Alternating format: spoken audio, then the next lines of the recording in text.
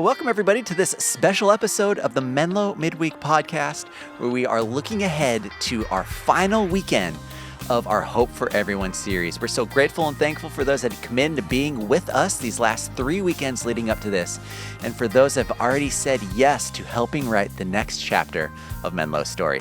So please enjoy this conversation today. We're talking more about the weirdness behind money and tithing and how we can prepare our hearts for what God wants to do in us and through us to help reach 3% of the Bay Area. So let's go ahead and jump into that conversation now. Well, welcome everybody to this special episode of the Menlo Midweek podcast. Bonus. Mark here. Phil. And Phil. Let's go. And it's a Friday. Commitment weekend. Phil, commitment weekend. We're kicking it off. Let's go. This is a long time coming, man. Yes, it is a long time coming. Lots to celebrate.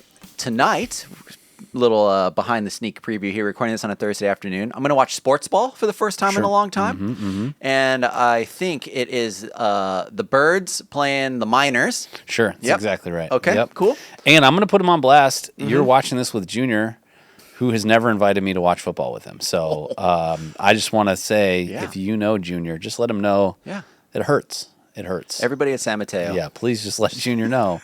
Like, do I smell? Like, what's going on, bro? You know? Yeah. I won't talk about the Browns with you or anything. I'll root for the Niners with you. Yeah. Yeah. How's your sports teams doing? Terrible. Are they? Yeah. The Browns are, you kind of expect it as a Browns fan, but they're uniquely bad this year. So, you know, but my fantasy football teams are doing fine. So it's good. Interesting. Yeah. Huh. So I like to rationalize that if I was allowed to just operate the Browns organization, I would be doing better than they are because my fantasy teams are doing fine. So that's how it works out, right? That's pretty much what I feel. That makes sense. Yeah. That makes sense. Well, that's fun, Phil. Yep. And this is not only celebrating all the sports that are happening, but also celebrating some of the amazing work that we've been doing here, and what you've been doing and leading us in as well, which is leading up to this fourth weekend of Hope for Everyone. It feels like, I'm sure for you, this has been a long time coming. It also probably feels like a sprint, and it also feels like the start of the actual race. Correct. Yeah. All of those things. Yeah. I mean, it's been, a year and a half of prayer and collaboration and work and strategy and vision and discernment and all that. And then really August, September, October, like 5 months of conversations and work in navigating this and sort of refining the plan and hearing from people in, praying over and over with different groups within our church at different campuses around different dinner tables.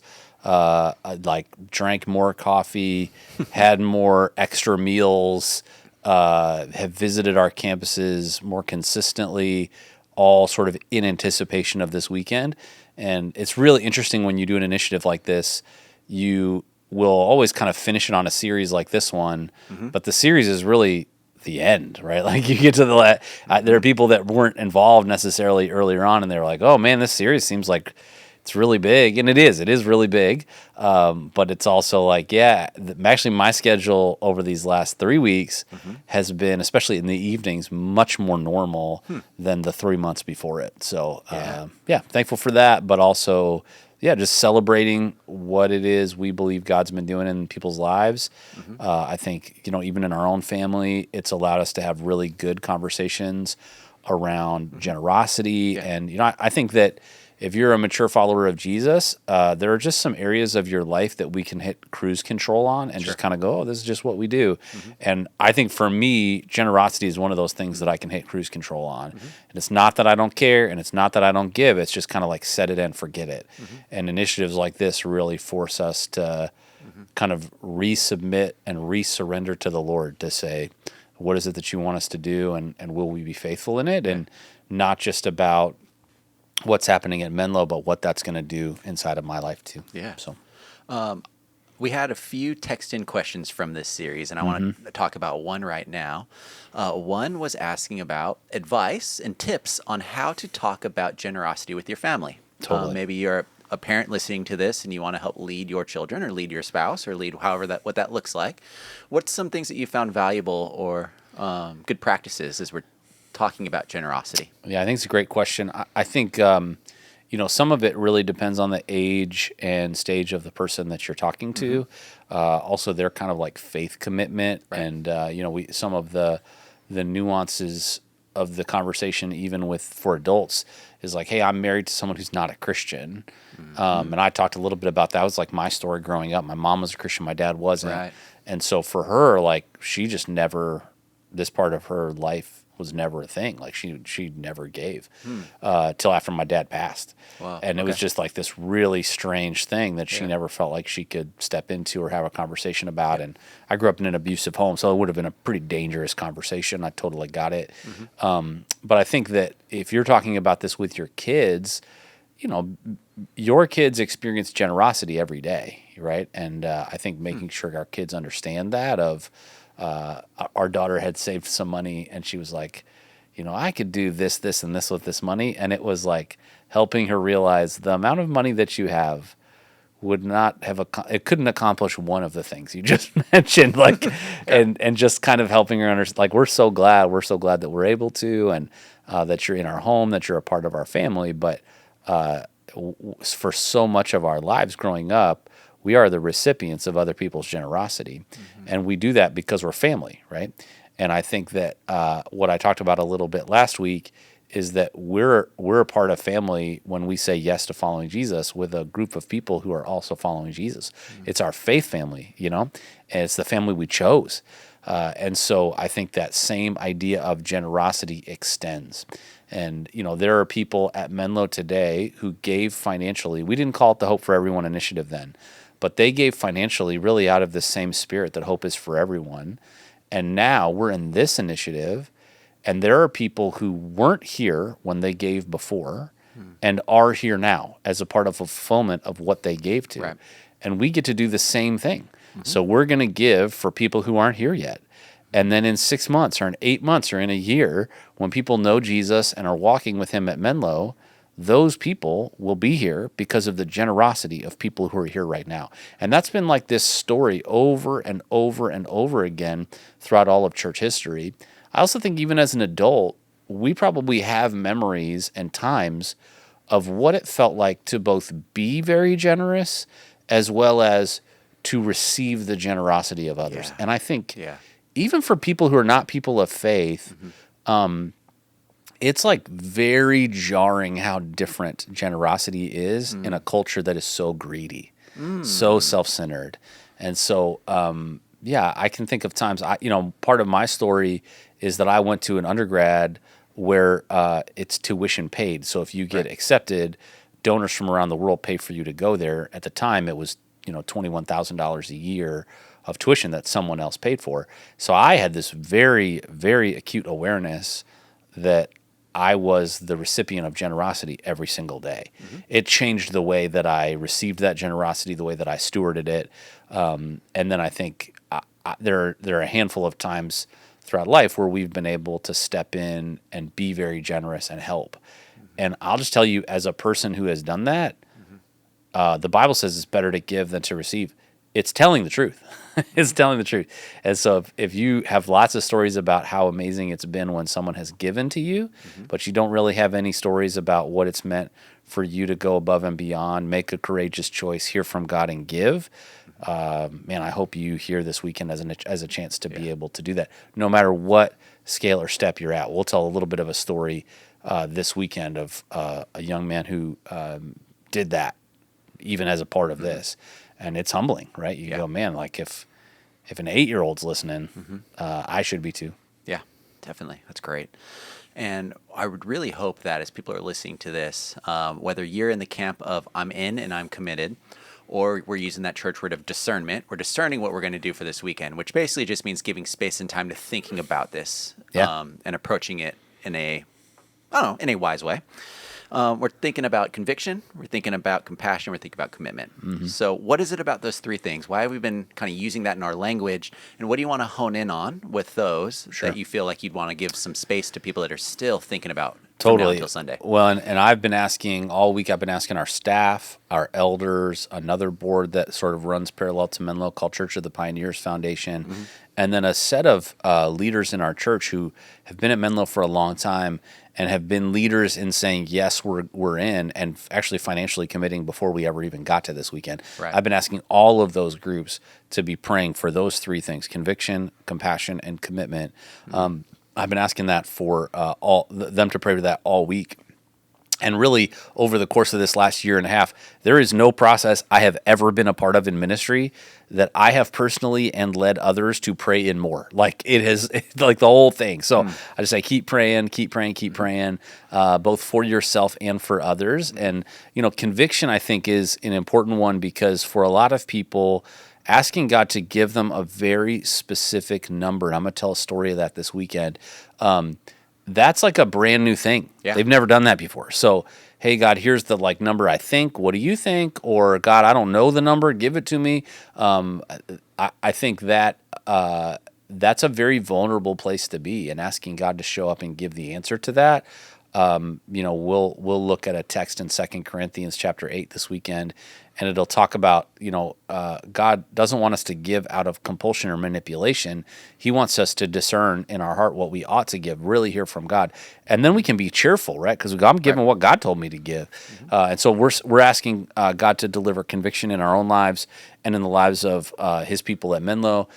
Compassion, I think, is a really important one because I think it's easy over time to confuse Menlo Church with Menlo Country Club. And, Menlo Country Club's awesome. I've been there. It's absolutely beautiful. It's the best. But Menlo Country Club's primary goal is the comfort of its members. Menlo Church's primary goal is the calling of its members. That we have a mission, and the mission is not our comfort, it's our calling, that we would grow closer in the form of, as we're being formed into the image of Jesus, and that other people who are close to us and far from God would meet him in this place. That actually God's heart breaks for the condition of our neighborhoods and our towns and the Bay Area. And this idea of but we're good. It's fine. We're comfortable. That's and so I just think compassion, I think about the text, I think it's in Mark chapter 2, where it says, Jesus looked out at the crowds and he had compassion on them because they were like sheep without a shepherd. And that passage has always stood out to me, that Jesus didn't look at them and go, what idiots, or, oh, glad I don't have to deal with those jokers. He looked at them and his heart broke because he's like, they don't know any better. And there are people that we work with, that we live with, that we go to school with, that we share a wall maybe in an apartment with or is right next to us. They don't know any better. They have no hope. And so this initiative, I think, represents an opportunity for us to say, God, give us compassion. Help us to not sort of harden our heart to the possibility of what you might want to do in the lives of those who don't know you yet.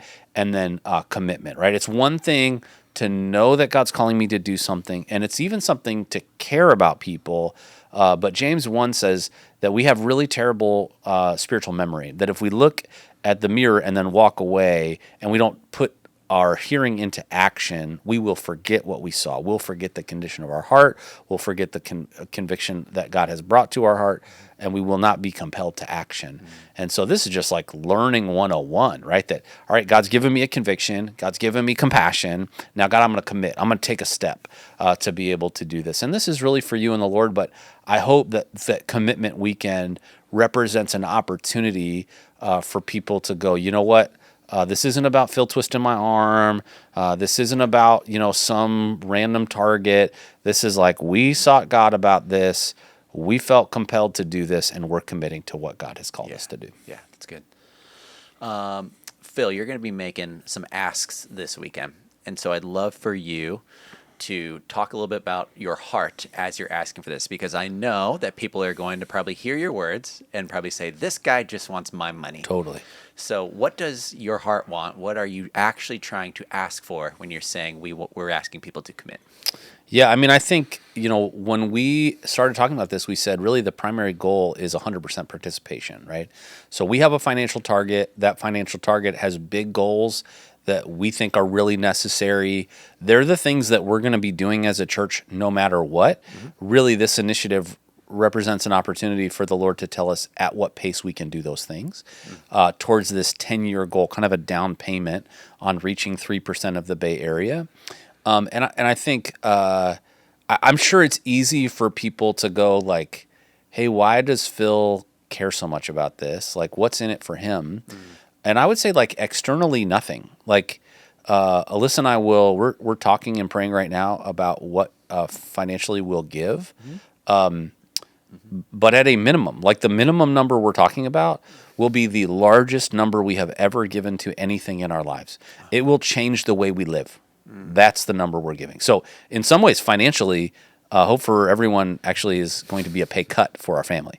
And we know about it, and we've talked to our kids about it, and we're in. Like, we're ready to go. I believe in it. When we came to Menlo, really because of cost of living, I was basically taking a pay cut to go from like a comfortable situation in Colorado to come here because I believed and felt compelled to say, if years from now there was a move of God in and through the Bay Area that made a difference not only for the region but for the world, and Menlo didn't get credit and I didn't get credit, but we could be a footnote in the chapter that God is writing for this area to change the world, wouldn't that be worth investing our lives into? And so, you have heard a little bit more about my story over the course of this series.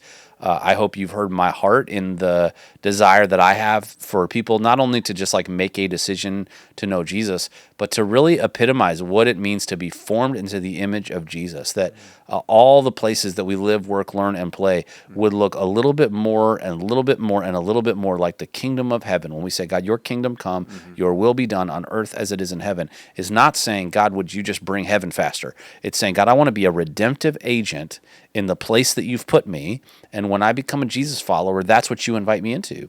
And so I hope that this campaign is not just about an initiative to say, how do we, quantitatively increase numbers? We want to do that, right? Like I want heaven to be crowded.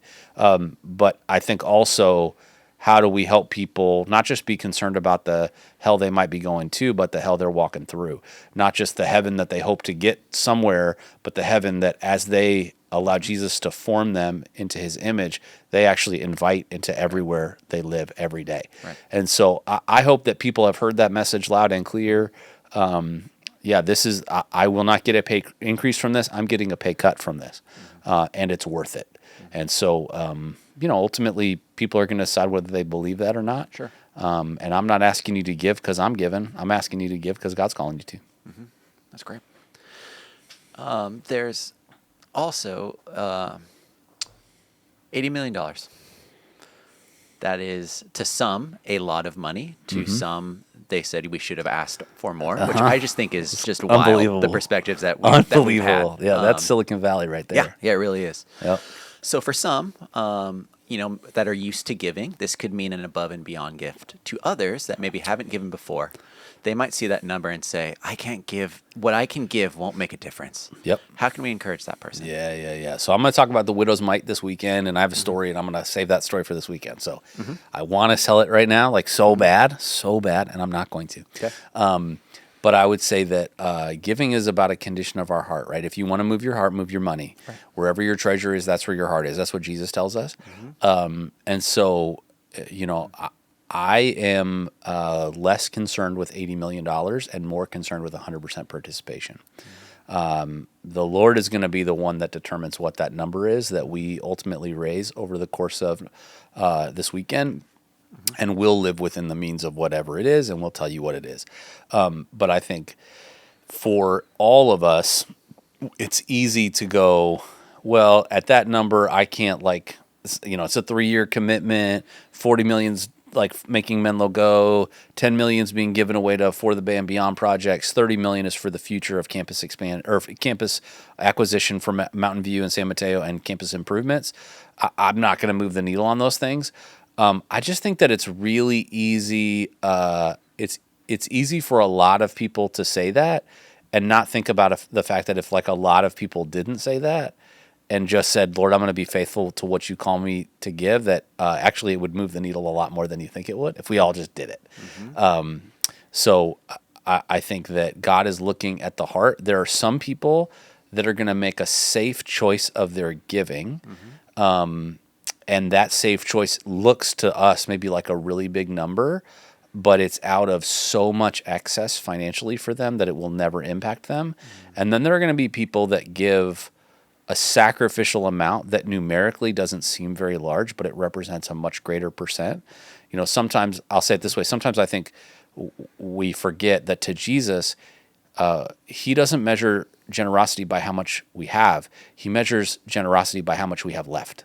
And so I think if you go, yeah, I don't know what difference it will make. The New Testament model for generosity is sacrificial grace giving, that we give till it hurts. We give till it changes our life. And I think that sometimes we go, well, the cap of what my available is, of what I have left, is this much. So I can give anything less than that. But the pattern over and over again that we've talked about throughout this series is that we give God our first and best, and we trust him with the rest. That's the way that it works. Yeah. And so, you're starting wherever you're starting. But I always talk about how if we went back, if you went to me 10 years ago and said, hey, Phil, you make this much money and this is your life, I would be like, oh man, so I have no problems. We're just crushing it, right? Mm-hmm. And that's just not the way life works. Mm-hmm. And I'm guessing for many of you, that feels similar. If you went to you 10 years ago or 20 years ago and you described how much you currently make and what your savings are and where you live and all that stuff, you'd go, oh my gosh, I'm rich, But you were making, if you don't have generosity as a part of your spiritual life today, and you've been walking with the Lord for a long time, I'm guessing you were making excuses then of when this happens, and this happens, then I will. And those things happened, or a version of them happened, and you didn't start. It's all if you want to give 10% of your income away, it's all 10 cents out of a dollar. The easiest moment for you to do it is right now. The next easiest moment would have been yesterday. It will only get harder over time because it will feel like we are giving more when actually we haven't been giving, and God's been calling us to give and saying being faithful to following Jesus is being a generous person.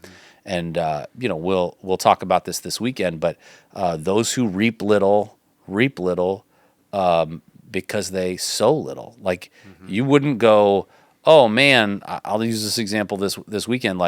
If you get to retirement and you haven't ever invested anything into your retirement, and then you're like, oh man, everybody's got all these retirement funds. Why don't I have retirement funds? Because you never invested in your retirement, right? Mm-hmm. And the scriptures sort of preach this consistent idea of we're all sort of living but in this continuum of sowing and reaping and sowing and reaping. And if you're going, I'm just not reaping much in my spiritual life right now. I'm not seeing God move very much in my spiritual life. I'm not feeling a deeper spiritual hunger for him. You say, it's because you're not sowing very much in your life. And it's more than about our finances and generosity, but it definitely includes our finances and generosity. Mm-hmm. Yeah, there's definitely a sermon illustration there about 401k and investing now versus investing later, and tithing now and tithing later. Yep. See that connection. The compound interest of your generosity and faithfulness. Mm-hmm. It gets easier. I asked people that were people who committed early to just give me, hey, if you were going to say something to people who are thinking about giving for the first time about why you give or what you might say to them. And a couple of them responded back to me, and one couple said, for us, the why give is a combination of gratitude for those on whose shoulders we now stand, who gave and sacrificed so we could learn about Jesus, and a desire to be a good steward, manager of God's generosity. We've also learned that giving is an expression of worship, faith, and trust that results in spiritual growth. I guess you might say that we are giving back. Somebody else said for someone giving for the first time, I would tell them to just try it. Pray about it, and whether you give $1 or $1,000 or $10,000, tell God you're giving this in honor of Him because you love Him and you want to support Him in the things He wants He wants to be done. Just like you would give to a kids walkathon, go to a family friend's family friend's kids soccer game, or to someone else's kids dance recital. Show God your love and support of Him. Then be on the lookout for the blessings in your life. If you do not feel blessed after giving it, don't ever do it again. If you do feel blessed, keep giving because God loves a cheerful giver and because He always provides abundantly more than we need. And this isn't me talking. This is people who are part of Menlo that are giving, that have already committed to this initiative. And I just thought man, thanks for preaching sermons for me. That's so awesome. Yeah. I'm thinking back to times in my life where I started giving and it was so difficult. For sure. And how now, like you said, it's gotten easier, but there's still the what if this happens, or I need this just in case this happens. And so that's something personally that I'll be praying about this weekend. Yeah. And as I'm trying to also navigate a spouse and a baby on the way, like how that, and so there is an aspect of trying to steward what I have well, yet 100%. still want to be generous. Yeah, dude. And so for others that are kind of feeling that same tension, how do you think that we can walk through this is coming out on Friday, so Friday night, Saturday until Sunday? What advice would you give to us? Yeah, I mean, I think sometimes the first easiest step is, do you know where your money is going, right? Like, I think for a lot of people, they're like kind of going, well, we're not like bleeding. We have more money at the end of the month than expenses, or maybe we have a month where we don't, but then we get a little tighter and we play catch up. It's always surprising to me the number of people who have no financial plan. Like, they just do not even understand where their money goes. And so I would say it's a lot easier to pray and ask God for a number when I have the context of my own numbers. And so if you've never done that, honestly, it might just be as simple as like opening a Google spreadsheet or an Excel spreadsheet and putting down like, what are your regular big picture expenses? Not the want tos or the get tos, but the have tos of your month, right? What are you paying for your mortgage or for rent? How much do utilities cost? What are the 27 different online video subscriptions that you subscribe to? Why are you subscribing to Netflix twice? Right. Yeah, like Yeah. just put that stuff down and get a total. Because I think one of the things that our flesh and the enemy like to do in this conversation is to inflate our need. But we don't even know what our need is, because it's like, well, but yeah, it was really tight last month. Yeah, but you spent $5,000 on eating out. So yes, this might change that part, but just know what's available to the Lord if he's asking you to make a change. And then once you know that, I think you can kind of pray with what you know your margin is and say, God, what is it that you'd ask me to give? Right now, you're going to do math, and you'll realize that this number gets big pretty quick, right? Because it's not what will you give this weekend. It's what do you feel God calling you to commit over the course of the next year. For some of you, you give to Menlo. If you're going to just continue to give, you're making a 3-year commitment to Hope for Everyone through just the combined total of your giving. And then above and beyond, do you feel God calling you to make an additional commitment? So I think that all that kind of gets wrapped up in this as a potential to be able to say, what is it that we are really living within? There's a great book called God Owns It All, that if you're just like going, I want to read about this stuff from a theological perspective. How do I think about the way that I spend money? I'm going to ask a question this weekend that I know is going to be uncomfortable. But I already know a question you're going to ask. And but the question is because here's the lie we tell her. Here's the lie I tell myself. Okay. Here's the lie I tell myself. Yeah. I would be more generous if I had more to be generous with. That's what. But if I just examine and think about all the ways that I spend money on a regular basis, I'm going to ask this question this weekend, that if you were God, knowing everything about you that you do, if you were God, would you give you more? And that's an uncomfortable answer. Because the answer for most of us is crap, probably not. Before I would get more, I probably need to be faithful with what I have, which is exactly, by the way, what Jesus says. Those who are faithful with a little will be faithful with a lot. Those who cannot be trusted with a little cannot be trusted with more. And so being able to say, Lord, I'd love to be able to be generous with more, but don't let what you think you would be able to do with more lie to you and convince you you can't do anything with what you have now. Because if you won't be faithful with what you have now, in my experience, God will rarely trust you with more. And if God trusts you with more later and you're not faithful with what you have now, the more will be a curse. Because in the words of the famous theologian, mo money, mo problems. I don't like that question. I know. Yeah. Yep. So Phil, what else? How else can we encourage our listeners? Yeah, I mean, I would just say thank you. Thank you to so many of you who showed up to Vision Nights, who have been praying so faithfully through this process, who helped us discern together this direction from the Lord. who have already said yes to the initiative, who have sent emails. I think that there are a group of people for sure at Menlo where this initiative will represent a pruning experience. There's no way around it. Anytime you do something like this, that's going to be the case. Somebody that says, I'm willing to show up to services occasionally, but I'm not in a group, I'm not serving, and I don't give financially. And then for 4 weeks, I told them, would you pray about the condition of our city and the region we serve? Would you serve faithfully and consistently to help ministry happen throughout Menlo to bring hope to everyone? And would you financially commit to these key initiatives moving forward? And I think there's a group of people that are like, definitely not, definitely not. So I can't twist anybody's arm. I wouldn't want to, even if I could. But I think there's also people where that their answer was no early on. And I think you and I were talking earlier, I got an email from somebody where it was a very, very firm no. And I just said, hey, would you just, it's just you and the Lord, would you just talk to the God about it? And then this person emailed me and made a significant financial commitment, and God had just moved their heart.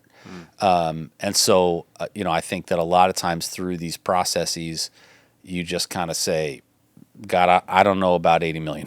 God, that number feels huge. But I trust you, and we're going to be faithful with what you've asked us to do and see what you do next. Love that. And I mean, we're here because people have done this at Menlo for 150 years. It's a crazy reality of we are the recipients of the faithfulness of so many people, and it's our turn to do that for the next season at Menlo. That's great. Phil, do you think you could close our time in prayer? Would love to. Yeah. That'd be great. Thank you. Let's pray. God, thank you so much. Thank you for the gift that you have given to everyone, which is that even though we don't deserve it, you have sent your one and only Son to live a perfect life on our behalf, to die a death that all of us deserved, and to come back from the grave, that we would experience abundant life, true life with you today that goes on forever. And God, for those of us that know that, would you just give us a deeper sense of joy and appreciation for that? I think about the Apostle Paul's words, God, that you would return to us the joy of our salvation, that we would remember the stakes of what it means to know you, that if that has gotten cold or stale or routine, God, would you break us out of that routine and remind us of the unbelievable, powerful reality of your grace, mercy, and love for us. And then, God, in the midst of that, as we think about others, give us a compassion for them. Just like Jesus looked at the crowds and had compassion on them like sheep without a shepherd. God, would you give us those same eyes as we look out at the office where we work, at the school that we go, at the people in cars around us on the commute, at unsaved family members in our neighborhood or in our very own home. God, rather than just sort of growing cold to that, turning away from it and trying not to think about it, would you give us your compassion for them? And as we think about how we might bring hope to even more and see you bring a revival to the Bay Area with hundreds of thousands of people meeting you, God, would you give us deep conviction about what it is we might give? Like, we have numbers in our head right now, God. Would you bring a number to those that don't have it? Would you change the numbers of people that have some? And God, maybe even just affirm some numbers that people have, that we would be able to show up Sunday with so much conviction and so much clarity about what we can give, that we would give joyfully because we have heard from you so clearly with it. And then this weekend, God, give us the boldness to commit. Not to just hear from you, not to just spend a minute with you, not to just care a little bit for the people around us, but to care so greatly, to have so much joy, and to have so much clarity from you, we can't help but commit to the work you've asked us to do individually and collectively. If Menlo is for all of us, God, it's going to take each of us. And so I pray that you would bring that to bear this weekend, that you would help us to walk in faithfulness to the call you've placed on our church. I thank you for the men and women decade after decade after decade, when it would have been easy to give up, when it would have been easy to coast, when it would have been easy for good enough to be good enough. They kept pushing forward because it was never about their comfort. It was about their calling, and the mission isn't done. So God, remind us of that in our generation. Would you move in ways, not just through Menlo, but through your church in the Bay Area, to move hundreds of thousands of people to you, to change the cultural climate of this region, and with it, God, export that all around the world, that your kingdom would come, your will would be done on earth as it is in heaven, and that, God, we would get to be a footnote in the chapter you want to write next. Be with us now. Give us everything we need to walk with you. You promise us, God, that we have everything we need for life and godliness today. Help us not to just turn off a podcast and click back into a life without you, but to abide, remain connected at the deepest level with you, that everything we do today, everything we say today, every person we experience today, we experience them with your ears and your eyes as a part of your body. It's in Jesus' name. Amen. Amen. Thanks, Phil. Of course. Anyone listening to this, if you want to pray with someone, text us, please, 650-600-0402. Go prayerfully into this weekend, and we will see you on Sunday. Have a great weekend, everybody.